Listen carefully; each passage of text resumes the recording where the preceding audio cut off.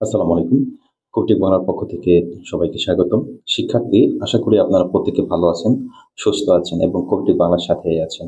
শিক্ষার্থী, আপনারা যারা ২০২৪ সালে নবম শ্রেণীতে সমাপনী পরীক্ষা দিতে যাচ্ছেন, আপনাদের সমাপনী পরীক্ষা খুব সন্নিকটে চলে আসছে। সেজন্য ইংলিশ আজকে আমি একটা সাজেশন দেখানোর চেষ্টা করছি, যেটা হচ্ছে সিন প্যাসেজ। কোন প্যাসেজগুলো আপনারা বেশি, বেশি প্র্যাকটিস করবেন সেটা নিয়ে আলোচনা করব। যারা এই মুহূর্তে আমার চ্যানেলে জয়েন করেছেন এবং চ্যানেলটিকে সাবস্ক্রাইব করেন নাই, সাবস্ক্রাইব করে বেল আইকনটি অন করে দিন পরবর্তীতে সকল প্রকার আপডেট সবার আগে পাওয়ার জন্য। শিক্ষার্থী, একটি বিষয় যদি আমরা খেয়াল করি যে আমাদের সিন প্যাসেজ গুলো হচ্ছে আমার কাছে মোস্ট ইম্পর্টেন্ট মনে হয়েছে যেগুলা, সেগুলো হচ্ছে an important part of reading comprehension, এটা।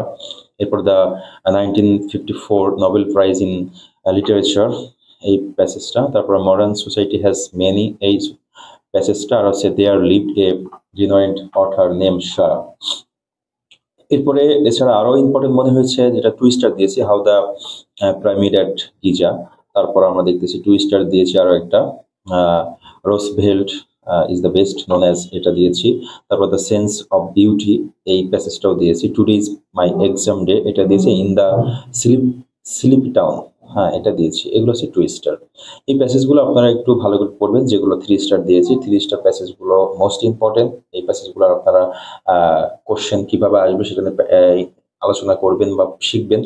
আর এই প্যাসেজের উপরে আপনাদের যে ইম্পর্টেন্ট যে প্রশ্নগুলো থাকবে, সেই প্রশ্ন রিলেটেড একটি স্পেশাল সাজেশন আপনাদের জন্য তৈরি হয়েছে। সেটা অনেকেই নিয়েছেন, যারা এখনো নেন নাই অবশ্যই নিয়ে পড়াশোনা শুরু করুন। যে সময়টা আছে এই সময় পড়লেও আপনার ইনশাল্লাহ সিলেবাস কমপ্লিট হয়ে ভালো একটা রেজাল্ট করতে পারবেন। শিক্ষার্থীবৃন্দ, যেহেতু পরীক্ষা খুব সন্নিকটে, সবার জন্য শুভকামনা রইল।